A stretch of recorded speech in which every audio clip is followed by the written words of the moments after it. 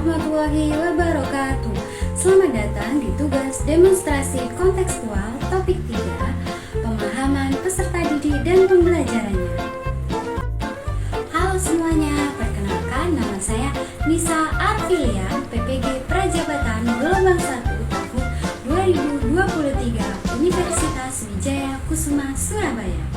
Pada video kali ini akan membahas tentang tugas 3.1 menganalisis asesmen di ruang kelas mata pelajaran pendidikan Pancasila kelas 1 fase A. Capaian pembelajarannya yaitu peserta didik dapat mengenali simbol-simbol Pancasila dan lambang negara Garuda Pancasila serta menceritakan hubungan simbol-simbol Pancasila dengan sila-sila dalam Pancasila. Tujuan pembelajarannya yang pertama yaitu peserta didik dapat mengenali simbol-simbol Pancasila dan lambang negara Garuda Pancasila. Yang kedua yaitu peserta didik dapat menceritakan hubungan simbol-simbol Pancasila dengan sila-sila dalam Pancasila. Materi ajar yakni simbol dan bunyi sila Pancasila. Jenis asesmen yang digunakan adalah formatif. Bentuk asesmen yang digunakan ada 3, yakni pengetahuan melalui tes tertulis, kemudian sikap melalui non-tes, serta keterampilan melalui unjuk kerja. Pada soal yang pertama, bagian mana dalam asesmen tersebut yang menunjukkan kesesuaian dengan tahapan perkembangan peserta didik? Jelaskan. Asesmen pada keterampilan melalui unjuk kerja, melalui lembar pengamatan, memasangkan simbol dan bunyi Pancasila. Di mana pada asesmen ini melalui unjuk kerja dari langkah-langkah yang telah disediakan pada lembar kerja peserta didik yang mana menyusun simbol Pancasila dan teks acak bunyi Pancasila dari amplop yang diberikan oleh guru.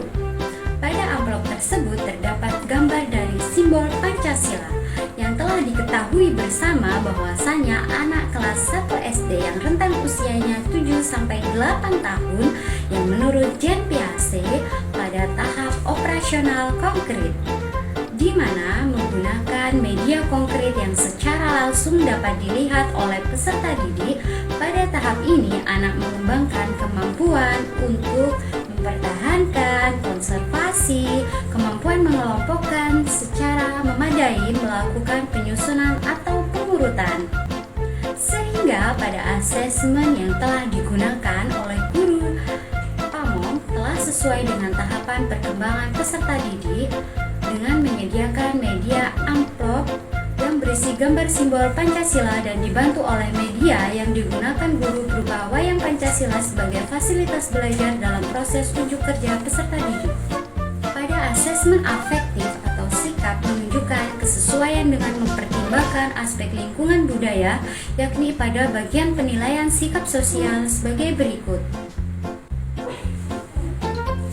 Menurut Nelly, pada jurnal tahun 2021, Pancasila merupakan dasar negara Republik Indonesia dan gotong royong adalah cara hidup seluruh masyarakat Indonesia. Budaya gotong royong dapat dikatakan juga sebagai kearifan lokal bangsa Indonesia. Pada asesmen yang dibuat oleh guru Pamong menilai dari sikap kerjasama yang sesuai dengan budaya Indonesia, yakni gotong royong.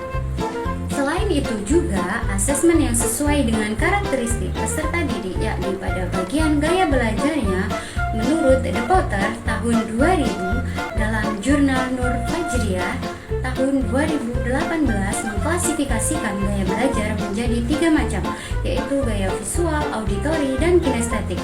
Adapun karakteristiknya antara lain, yang pertama karakteristik pembelajar visual, membaca dengan cepat dan tekun, rapi dan teratur, serta teliti terhadap detail. Yang kedua, pembelajar auditori, berbicara kepada diri sendiri saat bekerja, umumnya merupakan pembicara yang handal serta suka berbicara, suka berdiskusi, menjelaskan sesuatu dengan panjang dan lebar. Yang ketiga adalah pembelajar kinestetik, berbicara dengan tempo perlahan, menghafal dengan cara bergerak, belajar melalui praktik secara langsung. Dari penjelasan tersebut mengenai gaya belajar peserta didik pada asesmen yang digunakan guru pada bagian lembar kerja peserta didik sebagai berikut. Pada karakteristik peserta didik yang dilihat melalui gaya belajarnya, pada anak yang gaya belajarnya visual dapat teliti terhadap detail sehingga jika ada kesalahan dapat diingatkan oleh anak yang gaya belajarnya visual. Dalam konteks penilaian kerjasama. Kemudian untuk anak yang gaya belajarnya auditori, suka berbicara, suka berdiskusi, kemudian menjelaskan sesuatu dengan panjang dan lebar, dapat mempresentasikan hasil diskusi kelompoknya di depan kelas. Selain itu, anak yang gaya belajarnya kinestetik, belajar melalui praktik secara langsung, dapat menempelkan gambar yang terdapat di dalam amplop pada LKPD yang telah disediakan oleh guru. Soal selanjutnya yakni bagian mana dalam asesmen tersebut yang menunjukkan kesesuaian dengan kemampuan peserta didik? Jelaskan.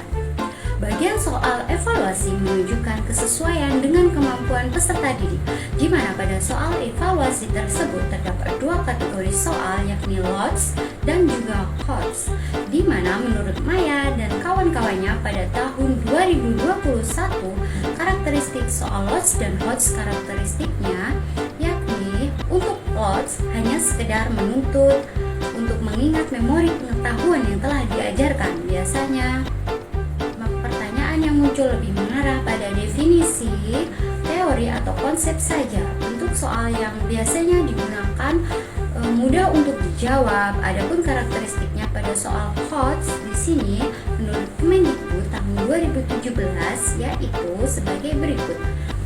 Mengukur kemampuan berpikir tingkat tinggi, keterampilan berpikir tingkat tinggi termasuk kemampuan untuk memecahkan masalah, kemudian keterampilan berpikir kritis, berpikir kreatif, kemampuan berargumen, dan kemampuan mengambil keputusan. Contoh soal evaluasi yang telah dibuat guru sebagai berikut.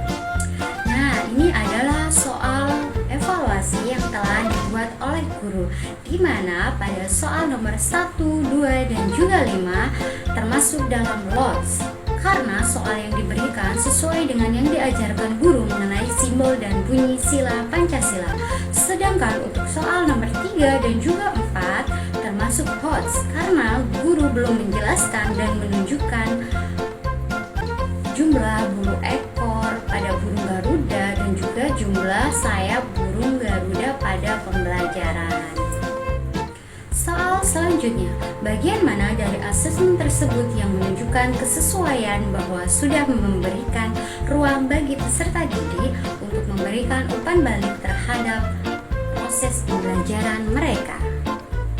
Bagian asesmen yang menunjukkan kesesuaian bahwa sudah memberikan ruang bagi peserta didik untuk memberikan umpan balik terhadap proses pembelajaran, yakni pada asesmen diagnostik melalui pertanyaan pemantik.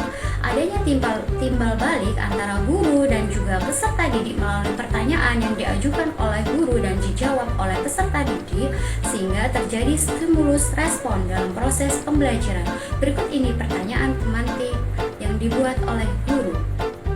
Anak-anak, apakah kalian sudah mengenal tentang burung Garuda dan Pancasila?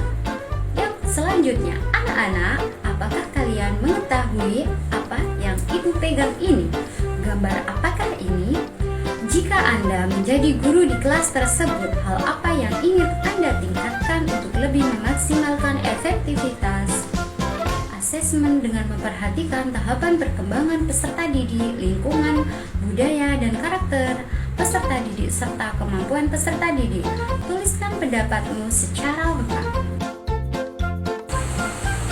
Jika saya menjadi guru di kelas tersebut, hal yang ingin saya tingkatkan untuk lebih memaksimalkan efektivitas asesmen dengan memperhatikan tahapan perkembangan peserta didik, lingkungan, budaya, dan karakter peserta didik, serta kemampuan peserta didik, yaitu dengan menyusun asesmen dengan baik. Caranya dengan menentukan tujuan asesmen, menentukan instrumen asesmen, menetapkan kriteria penilaian, menentukan waktu dan jadwal asesmen, menyediakan sumber daya yang diperlukan, memberikan informasi kepada peserta didik, memberikan asesmen secara konsisten, memberikan umpan balik yang tepat, menganalisis hasil asesmen serta merevisi rencana asesmen secara berkala. Lebih detailnya lagi, asesmen yang ingin saya maksimalkan yakni di awal pembelajaran, melakukan asesmen diagnostik dengan tujuan mengetahui karakteristik peserta didik, kemampuan awal dan kebutuhan peserta didik, sehingga dalam merancang sebuah asesmen pembelajaran dapat disesuaikan dengan karakteristik, kemampuan awal, serta kebutuhan peserta didik tersebut. Selain itu, dalam penyusunan soal evaluasi pada asesmen formatif, diberikan soal sesuai dengan indikator yang telah disusun serta untuk mencapai tujuan pembelajaran. Sekian dan terima kasih. Wassalamualaikum warahmatullahi wabarakatuh.